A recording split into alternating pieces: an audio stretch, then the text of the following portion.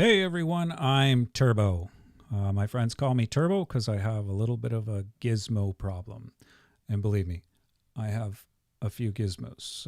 On a later video, I'm going to show you around the studio here a little bit, but it's pretty expansive. We're talking, 2 Macs in one room, 1, 2, 3, 4, 5 monitors, 3 camera setup, plus a monitor on the camera, a multitude of lights. I believe I've got 6 lights running at any given time and a bunch of other stuff.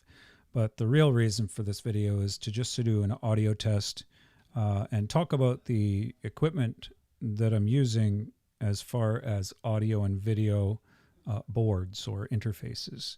So I purchased myself the Rodecaster Pro, which I'm sure many of you have already seen some reviews on, and so far it's been really incredible. I'm kind of smart when it comes to electronics, but this is a totally new piece of equipment for me, so I had to learn some things about compression and noise gates and high pass filters, low pass filters, and things like that. I am kind of overdriving it right now a little bit, and the reason for that is I'm still waiting for my mic preamp. I ordered a little dynamite stick for the Shure SM7B. As everybody knows, it's extremely power hungry and very, very difficult to get up loud without turning up your gains. And when you turn up your gains, you get noise.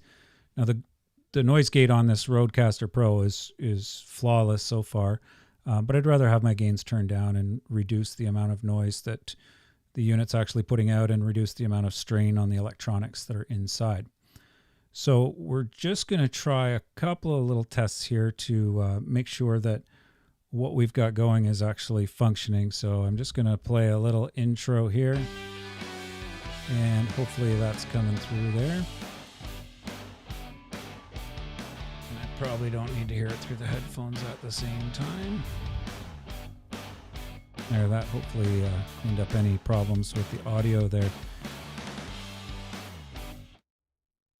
So that's, just one of the features that's built into the board.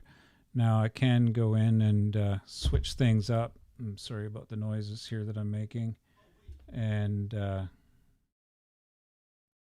can't remember how exactly to get into some of the stuff. Features, you can change the channels.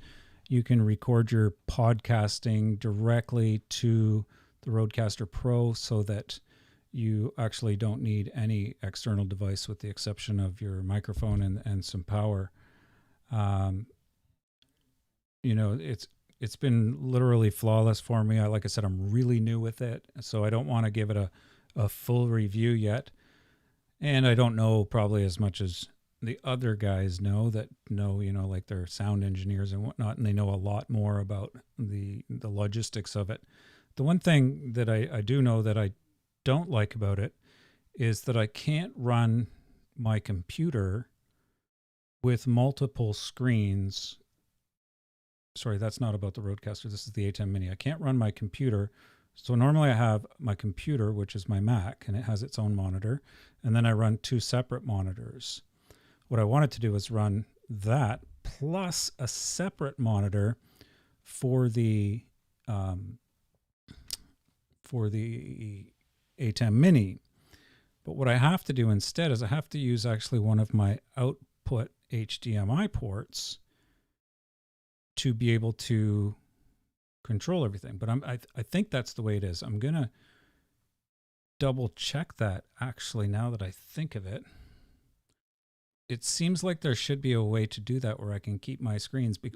Here's what's happening. So when I plug in my computer screen to the Atem Mini, I lose one of my monitors because I have to use that output into the Atem Mini.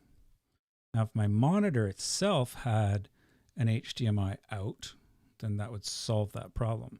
The only other way I would be able to do it would be to split them, but then I'm still going to lose a monitor, which is not what I want. I like to run multi-screen, and so what I'm doing right now until I figure out if there's a way around it is I actually have to mirror my screens, because otherwise I have screen 1, screen 2, and then the Atem turns into a screen by itself, and it basically just puts the background of the Mac or the wallpaper of the Mac into the camera slot, and I can't select which monitor to draw from.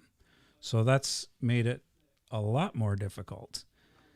And with that, you know, it's just a lot more difficult. So I'm going to see if there's a way around it. I mean, the manual's 1,800 and something pages long, so I'm sure there's a solution to it. It's just a matter of I don't know what it is yet. And as soon as I know what it is, then things will be maybe much simpler. And then we'll go from there. So, you know, I'm running lots of monitors here. If you guys have any ideas for anything that you want me to talk about, I'd really like to know. I'm going to start doing some trending research and talking about things that are sort of in the news and some up-to-date information type things on various channels. So I have a channel called I Reviewed It For You. I've only done 1 or 2 videos on there so far. And I'm going to go back to the Get Jimmied stuff. I did an interview today with a guy. And so if you want to see that video, go to my Get Jimmied page on YouTube. And of course, then I still have this channel, Jim Van Listen, and you'll notice it's really a mishmash of other people's commercials that I've made for other people in the home inspection industry and various other industries, real estate commercials, real estate videos, restaurant commercials, things like that.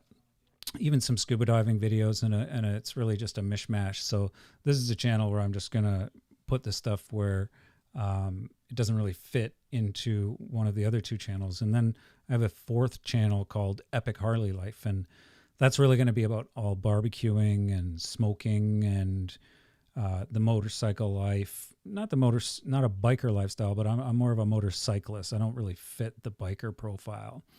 And then within that, there's going to be some scuba diving.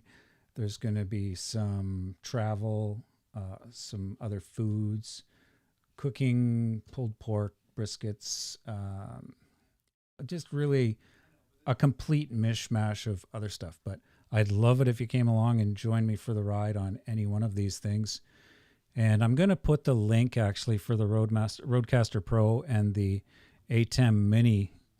Both of them, I'm going to put the link for them in the description below. So if I really think they're great pieces of equipment. I mean, I'm not going to lie. I've had lots and lots of equipment over in my days over time, but these are kind of game changers for me. So what I'm hoping to do is, instead of recording videos and then editing videos for the rest of the night, I'm hoping that I'll just do these live and then make them a little bit raw, make them a little bit, I don't know, different, I guess, than what everybody else is putting out, I hope. And different in the way that, you know, I'm not going to take out all the mistakes and things that I made.